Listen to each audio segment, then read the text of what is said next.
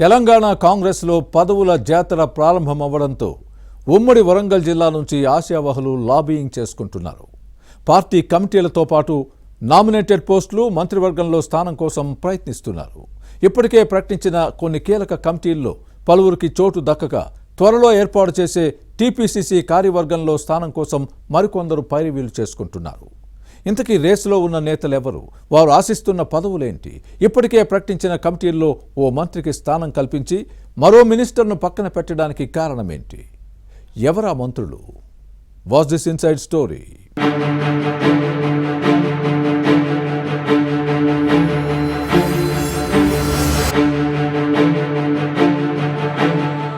ఉమ్మడి వరంగల్ జిల్లా అధికార పార్టీ నేతలకు పదవుల టెన్షన్ పట్టుకుంది.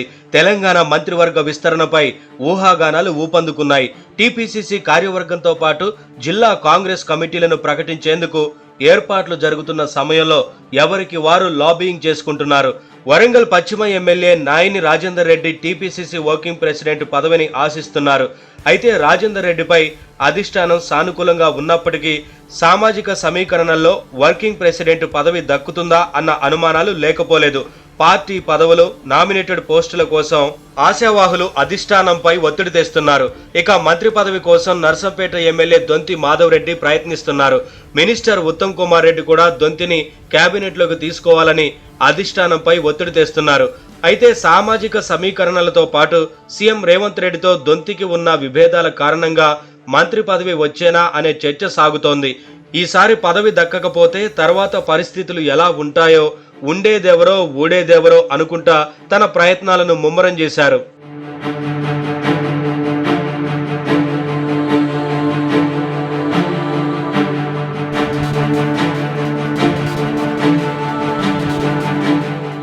కాంగ్రెస్ లో అత్యంత కీలకంగా భావించే రాజకీయ వ్యవహారాల కమిటీ పీఏసీలో జిల్లా మంత్రి సీతక్కతో పాటు మహబూబాబాద్ ఎంపీ బలరాం నాయక్ కు స్థానం కల్పించారు.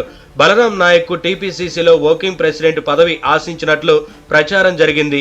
సీఎం రేవంత్ రెడ్డితో పాటు టీపీసీసీ పెద్దల్లో సానుకూలత ఉండటంతో మంత్రి సీతక్కకు పీఏసీలో చోటు దక్కింది. ఆదివాసీ మహిళ కావడం కూడా కలిసి వచ్చింది. భూపాలపల్లి జిల్లా కాటారం మండలం ధన్వాడవాసి మంథని ఎమ్మెల్యే మంత్రి దుద్దేళ్ల శ్రీధర్ బాబుకు కూడా పీఏసీలో స్థానం దక్కింది.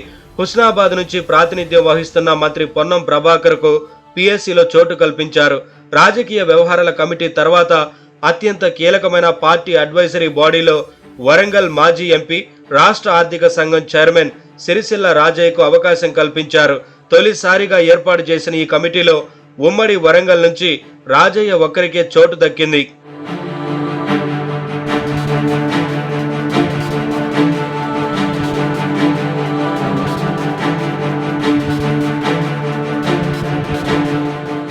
ఇక త్వరలోనే టీపీసీసీని ప్రకటించే అవకాశం ఉంది. పార్టీకి విధేయులుగా ఉన్న వారికే అవకాశం ఇవ్వాలని కాంగ్రెస్ రాష్ట్ర ఇన్ఛార్జ్ మీనాక్షి నటరాజన్ సూచించడంతో సీనియర్లలో ఆశలు పెరుగుతున్నాయి.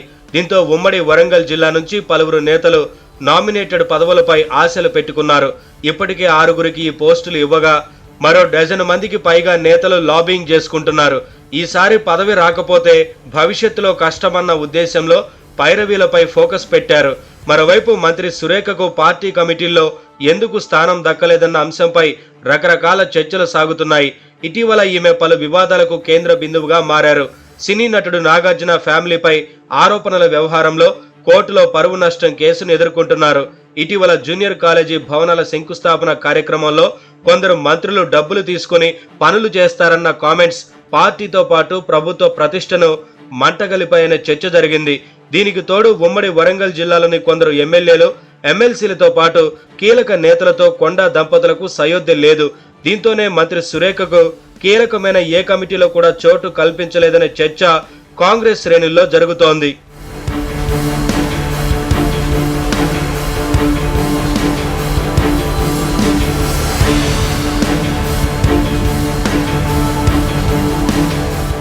మరోవైపు టీపీసీసీలో కార్యవర్గ పదవులపై చాలా మంది ఆశలు పెట్టుకున్నారు. ఉపాధ్యక్షులు, ప్రధాన కార్యదర్శులు, అధికార ప్రతినిధుల పోస్టుల కోసం పోటీ పడుతున్నారు. కాంగ్రెస్ సీనియర్లు నమిండ్ల శ్రీనివాస్, ఎర్రబెల్లి స్వర్ణ, దొమ్మాటి సాంబయ్య, పెరుమాండ్ల రామకృష్ణ, మీసాల ప్రకాష్, మార్కా విజయ్ కుమార్, గొల్లపల్లి రాజేందర్తో పాటు గత అసెంబ్లీ ఎన్నికల్లో టికెట్ దక్కని వారికి ఏదో ఒక పదవి ఇచ్చే అవకాశం ఉందనే చర్చ జరుగుతోంది. వీటితో పాటు పార్టీ అనుబంధ విభాగాల్లో కీలక పదవులను దక్కించుకునేందుకు నేతలు తమ గాడ్ ఫాదర్లపై ఒత్తిడి తెస్తున్నారు. టీపీసీసీ కార్యవర్గాన్ని ఏర్పాటు చేసిన తర్వాత జిల్లా కాంగ్రెస్ కమిటీలను ప్రకటించే అవకాశం ఉంది. దీంతో ఆశావాహులు ఎవరికి వారు లాబింగ్ చేసుకుంటున్నారు. ఉమ్మడి వరంగల్ జిల్లా నుంచి ఎవరికి పదవులు దక్కుతాయో చూడాలి.